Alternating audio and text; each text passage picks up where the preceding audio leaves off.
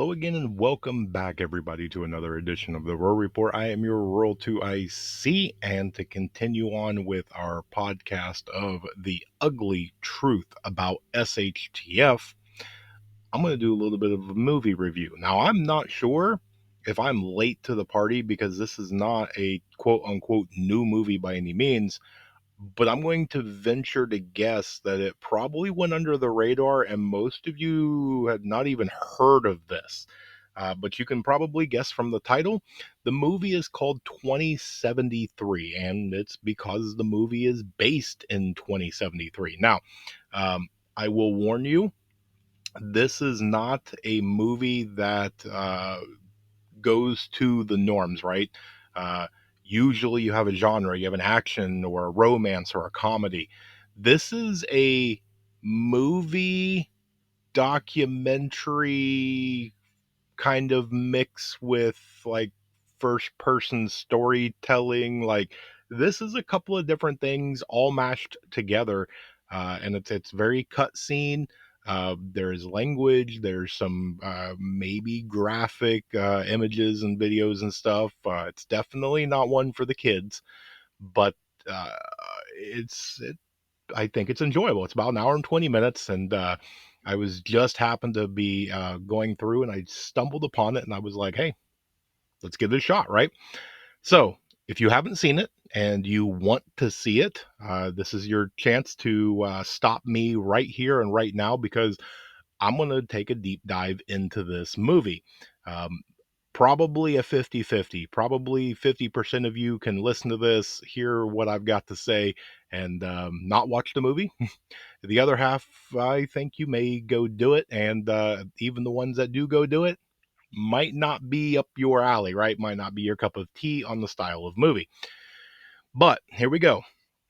This is set around the year 2073, and this is a woman who goes by the name of Ghost, who is her account of what a dystopian future is. She's living in it.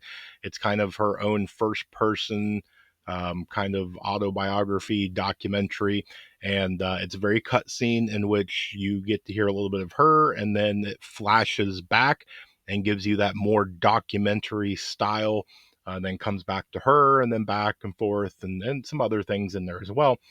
And so they are saying that the event happened in the 2024 area, somewhere in there. Um, and then from there, you know, things go. Now, I love in the movie, they specifically say this was not one event. This was a very slow burn from multiple different facets and different angles. It was natural disasters, it was technology, it was a bunch of different things all coming together and just slowly creeping in, and it's very much on control. This is not a apocalyptic, the whole world's completely gone. Um, it does give you a feel like that from time to time, but what it is it is a division of haves and have nots. Now, uh, the there is cities that go on just like nothing happened. There's cars going all over the place, people walking around, trees and different stuff like that, but you live in a constant state of surveillance. Everything about you is 100% completely monitored at all times. Everything from facial recognition, DNA sampling, fingerprints, iris scans, voice recognition, everything. You are 100% monitored each and every second of the day. Or you are the outcast, and you basically get forced to live underground. And so you get to follow Ghost around as you see how she goes throughout her day, living outside of the city, and what she's got to do to survive. And in the very beginning, it's very nice to kind of see her layout. It's what you would picture very Hollywood esque of just scavenged things and makeshift bed and things like that. And I like the way that they portrayed it because when she goes to get her flashlight so she can venture up, to the top part, the mainland, she pulls out one of those cheap plastic wind up flashlights. They didn't take and put some high end, great named, brand named flashlight. Some, they could have put anything in there. They chose a cheap little wind up, and I love it. That right there screamed realistic to me.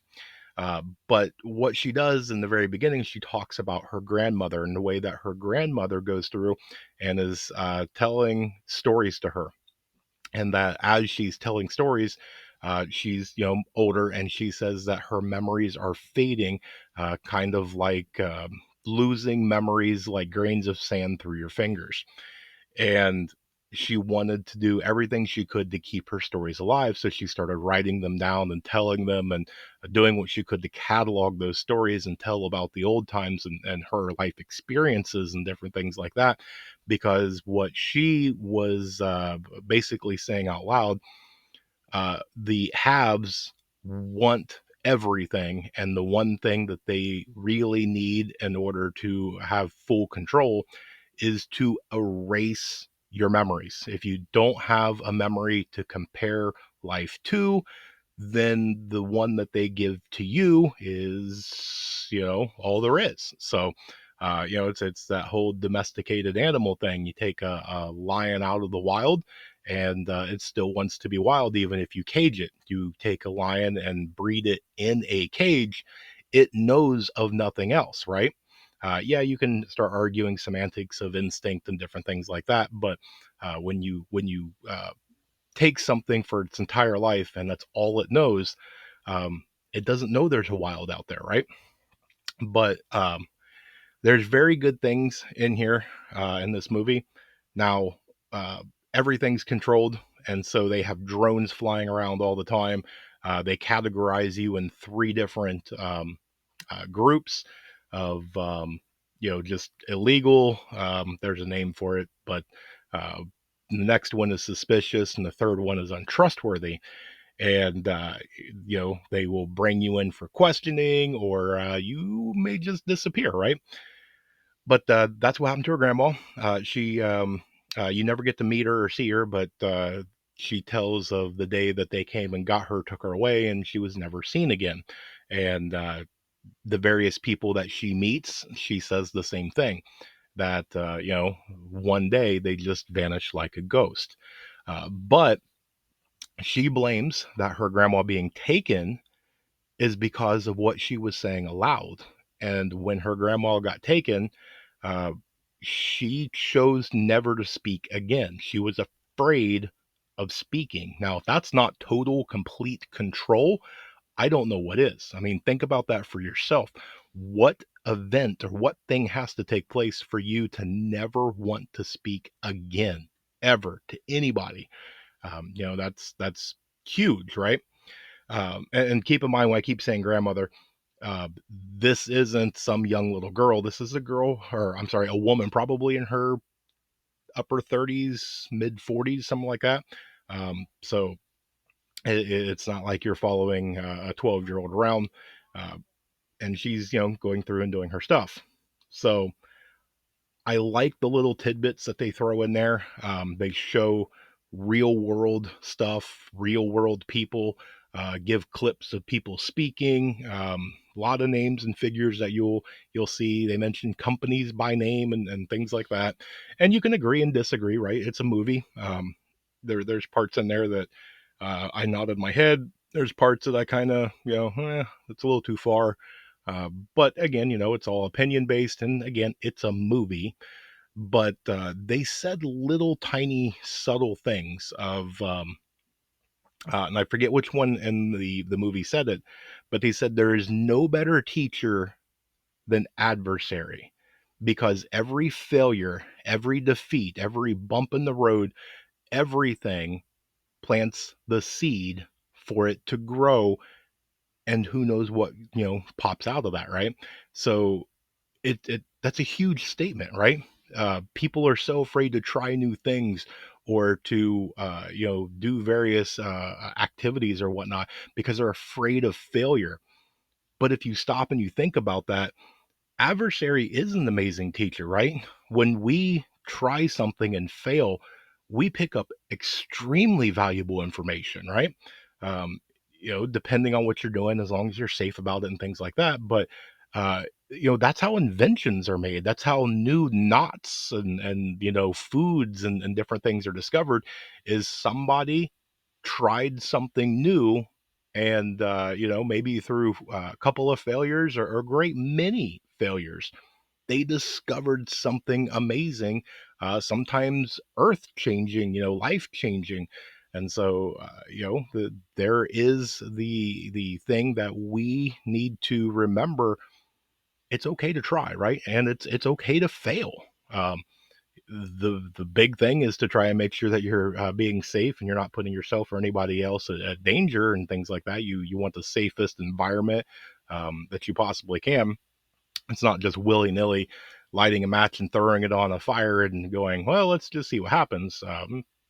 But there it is. So, as we keep going in the movie, you get to watch.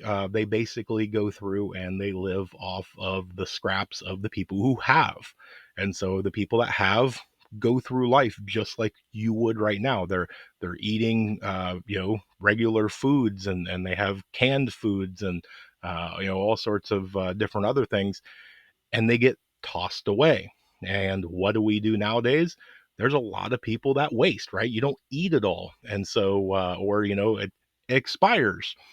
And so as they go through and they basically dumpster dive, they're getting all these scrap foods and these expired cans and things like that. And that's what they're using to sustain themselves and to live off of. And they go through the various other dumpsters and trash and they gather, all sorts of materials, hats, cordage and different things. And they come back and they dump it out and everybody kind of goes through and pulls out what they can use and things like that, and they do what they can to kind of help each other. And it's kind of nice to see that even though they're not a mag, right? They're not best friends. They're not um, doing all that. They're neighbors. That's what they're treating it as. Uh, for half a second, I'm sitting here going, well, all you're doing is one person's doing the work and everybody else gets the benefits. But that's not really what it is. The more I kind of sat back and opened my mind about it, it was you were neighbors. You were in a underground community, and you were helping each other, right? One person did this, another person did that, and everybody just kind of reaped the reward because it was all mutually beneficial. And so uh, it was a very interesting take to do it. But as the movie keeps going and different things, it's showing you different cultures and different things, and they keep getting closer and closer. As the movie goes, some of the last flashbacks is 2022, 2024, things like that, and they're showing you things that it's not a distant memory. It's stuff that's pretty fresh, and it happened in our lifetimes. But it's very interesting. Now the movie does end where she does get caught, and it's very interesting because they come up and they snatch her, they put a hood over her, they lead her down, they set her in a chair, they strap her in, and when they rip the hood off, she's groggy, looking around, trying to get her bearings and everything, and all of a sudden there's a voice. And when she finally focuses on what's in front of her, it's a camera and an AI voice asking her questions. And the way that the movie ends, kind of leaves it somewhat on like a cliffhanger sort of a thing. I doubt that there's going to be a part two or anything like that. Uh, you kind of get to make up your own ending. It's an artistic end, we'll put it that way, right? But it's one of those, the way that they put it of it's too late for me, but it may not be too late for you. And I think that that comes into play, right? There's a lot of channels and different other people out there of content creators and whatnot that are saying, um, if you haven't started now, it's too late. Maybe it's not, right? I would rather somebody start on a Friday and start collecting to be prepared and the balloon goes up on Sunday, and you're going, well, rural 48 hours worth of supplies isn't that much. And I agree. Yeah, it's not that much, and whatever. But it's 48 hours of a head start. It's better than nothing, right? Um, I don't like when people kind of do the negative spin on things. Anybody, right? Think about some sort of bad thing that's going to happen. If you knew that you were going to get fired from your job, if you knew that your car was going to break down, if you knew, whatever, that there was going to be a power outage, pretty much pinpoint 48 hours from right now. Is that enough time to prepare? Does that give you a head start? Maybe, maybe not. But you have the previous knowledge and you have something to work with. You have that little tiny buffer zone. Now, would it be better on all those scenarios if you had a week's notice, 2 weeks notice? Yeah, it's longer. You have more time to prepare, more time to set things up, more time to make some moves and do some different things. What happens if you had a 6 months notice? Well, then that's probably way easy, right? What happens if that's prepping? What happens if you had 6 months head start, right? What happens if you had a year head start, 2 years head start? We don't know when SHTF is going to happen, or if it's going to happen. My money is it's going to. I just don't know how soon. All right, I don't know if it's in 6 months, next year, or even in my lifetime. But prepping is a lifestyle, and it's not just me. If Little Rural decides to follow in my footsteps, he's going to have a one heck of a head start, right? He's going to inherit a lot of my stuff, and he's going to be way ahead of a lot of people. He's going to be growing up, learning all these skills and knowledge and doing things and participating. He's going to have a ton of hand-me-down gear and things like that.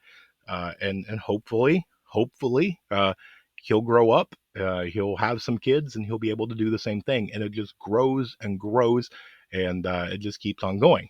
But again, anything can happen, right? He can just be like, nope, I'm not interested. I'm not doing this crap. You're crazy, nuts, and all that.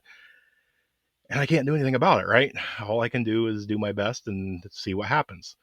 Um, but what it is we want to try and prepare, and we want to try and give us our best statistical odds of survival, and to have absolutely no gear, no supplies, no knowledge, no nothing, and it happens, your odds of survival is a lot lower.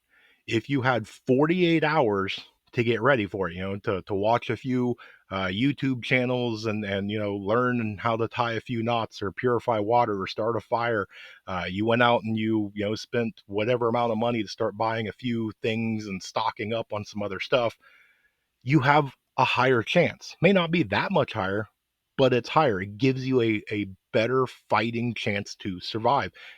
And that's the end goal in anything that's SHTF.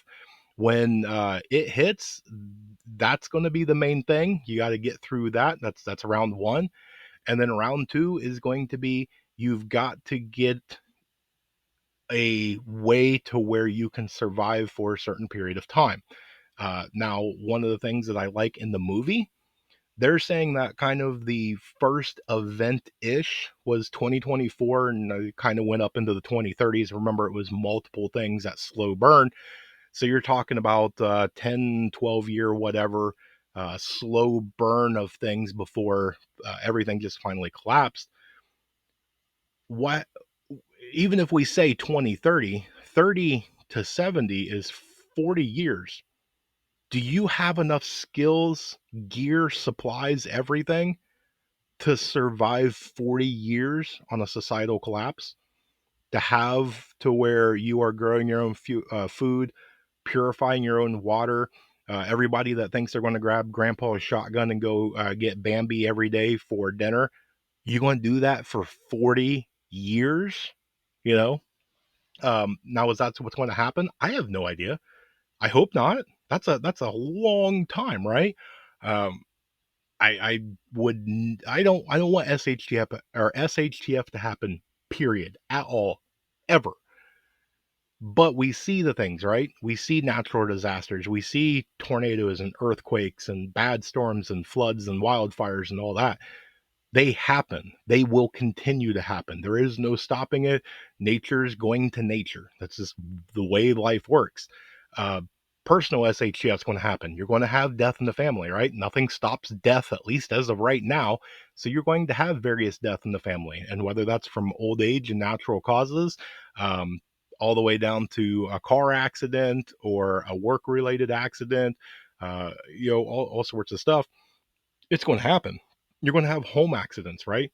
Um, Somebody does something and something catches on fire, or there's an electrical spark, in the wall or something, some faulty line.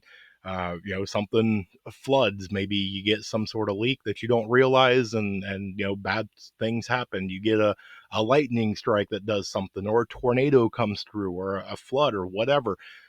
Things happen, and those are the things that I think we need to do our best to prepare for, is the most probable things. um, yeah, it's fun to go through and get the really cool gadgets and gear and guns and things like that to be the overlord, tactical, most amazing, awesome guy when the zombies come strutting down the street, or when aliens land or something like that. Could that stuff happen? I don't know. Maybe. But will a flood happen? Yeah. Will an earthquake or a tornado or a hurricane happen? Yeah. So if those are going to happen, those are the things that we need to prepare for worst. Right there. Is a death in the family going to happen? Is a job loss going to happen? Are you going to have wake up at 2 a.m. to a toothache that needs immediate care, that you've got to call off work and do all sorts of stuff? You know how many people live paycheck to paycheck? You can't afford to take the day off work. You're out of sick days, you're out of vacation days, and now you've got to take the day off work. Not only that, you can't afford the one day. How are you going to pay for the get the tooth fixed, whatever that is, right?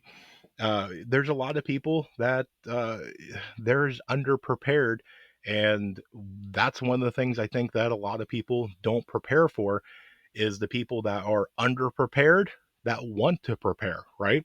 They're not your enemy. They're not coming to harm you. They're doing the best that they can, right? How many people have you been in the chat rooms and live streams and stuff and seen people where they post, I'm trying my best. I just don't have the finances to do that, right? I see that you're showing off that $800, $1,500 gun. I can't afford that. Or you're showing off this solar generator that's $1,500. I can't afford that, and then they're doing all that. They're there every week, they're preparing, they're getting stuff.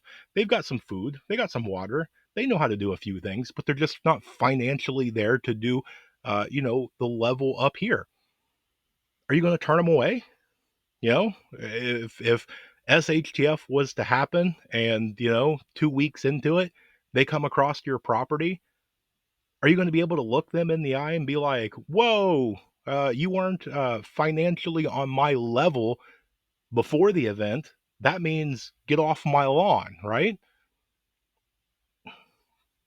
I don't know. I mean, for me, if you're going to have some sort of chaotic event, the world for the longest time, in my opinion, okay, has always been the haves and the have nots. And I think that line is getting a lot thicker, right? I think the haves are rising and rising. I think the have nots are going lower and lower, and they are losing what they have, and eventually you'll have a breaking point, right? It'll be survival of the richest, because the poor cannot buy the commodities or services of the rich. Only the rich will be able to buy from other rich, and you're going to have them fight amongst themselves. The people that do not have, once you get enough people to desperation mode, to where they no longer can stomach watching their kid cry themselves to sleep at night because they have no food, or watching an elderly family member slowly freeze to death overnight because they have no way of heating. Once you get enough despair to where that there is a group of people that are living so lavishly that they want for nothing whatsoever. They have more money and other things than most people could even begin to imagine. I think you'll see a change. And it's interesting, right? We've all seen some of the people that are famous faces that have a lot of money. They're building their fancy toys, right? They're trying to leave the planet, and they're trying to build these bunkers and all these other things. They think they can buy their way out of SHTF. And again, my opinion, you can't do that. It's just not going to happen, right? Um, it takes an awful lot of people. That whole saying, "It takes a village." I think it's going to take a village to get through SHTF, for most people, right? You're going to have those few that can do it maybe by themselves. You're going to have the few that can do it with a handful. But I would say for the most part, on average, it's going to take a village. You're going to have a lot of different people, a lot of different skills, and people being able to come together and cope and be there for one another and sharing ideas and making difficult decisions and doing things like that in order for humankind to survive. But again, my opinion. And when you start building these off-world vehicles or these underground lavish bunkers or whatever, it takes more than one person to run it. And all you got to do is have one person that goes, you know what? You're supposed to be in charge. You built all this and paid for it, and we're all supposed to, I don't know, kiss your feet or whatever. Not today, and then what are you going to do about it, right? You get enough people, and you can definitely make a huge change. But that goes in both directions, so keep that in mind. If you control the information, and I feed you, or somebody or whatever feeds you one side of the story well enough to where you can believe it, then you can get people to do horrible, atrocious, uh, just absolutely evil things, because the information that they got, they're doing it, for the right. They are the hero. They are the winning side. They're the good guys, even though they don't have the whole story. Sometimes ignorance is not bliss, right? Um, that's the big thing that I think that you might get out of this movie if you do choose to watch it, is that there's always been a control. Man has always been greedy and has always wanted more and more and more. And it used to be labor, used to be physical work, right? There's all sorts of slavery and child labor and all sorts of different things like that. Now, not so much, right? With the technology, things have become a lot easier. Now it's for your mind, right? If I can control your mind, I can control you, because there's a lot of opportunity once you know somebody. It's typical in everything. You go get a job, they want to know who you are. You fill an application. You want to, go into anything, into the military, and sign somebody up for school. Anything. They're always asking your information. They want to know more about you. So just something to think about. But I digress. We're going to leave it there. So if you made it to this far in the video, guess what? You rock. I greatly appreciate it. Thank you so much. I hope you guys have an amazing day, a blessed day. Stay tuned, because there's more information to come. If you watched the movie, let me know down in the comments. But with that, please remember, remain united, because we're all prepping in this together.